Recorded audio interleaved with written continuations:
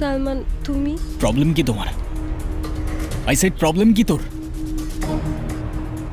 হ্যাঁ, তুই পাপাকে এসব কেন বলছিস? আমি তো আঙ্কেলকে কিছু বলি নাই।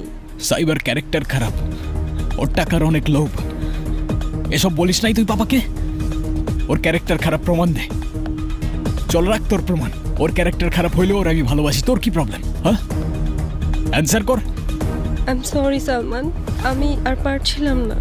আমি অনেক আগে থেকেই তোমাকে ভালোবাসি, কিন্তু সাইব আসার পর থেকে ওকে তোমার আশেপাশে আমার সহ্য হচ্ছিল না। আমি ভেবেছিলাম এসব আঙ্কেলকে যদি বলি তাহলে তুমি দূরে সরে যাবে, তোমাদের মধ্যে দূরত্ব চলে আসবে।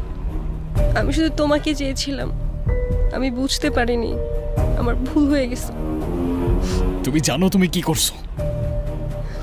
তোমার ভুলের কারণে আজকে সাইবার মা আজকে নাই। কি আর বলবো তোমাকে আমি?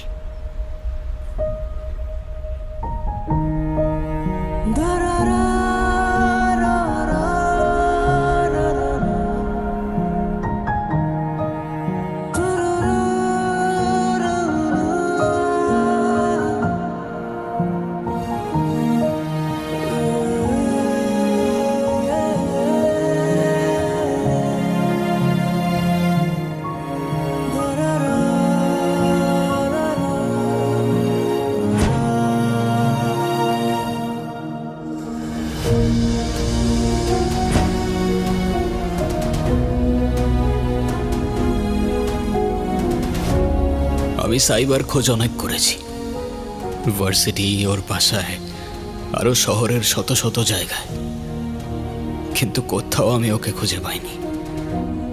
তবে একবারও মনে হয়নি ও কেন আমায় ছেড়ে চলে গেল, বরং নিজেকে দোষ দিয়ে গেছি প্রতিটা মুহূর্ত।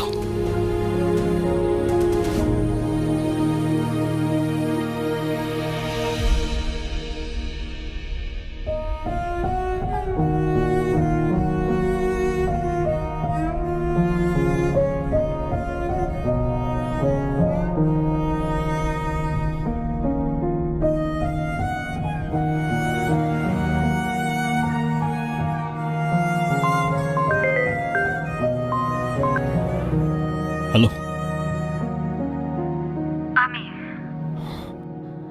সাইবা, আমি জানতাম তুমি কল করবা। কি বলতে চাও তুমি?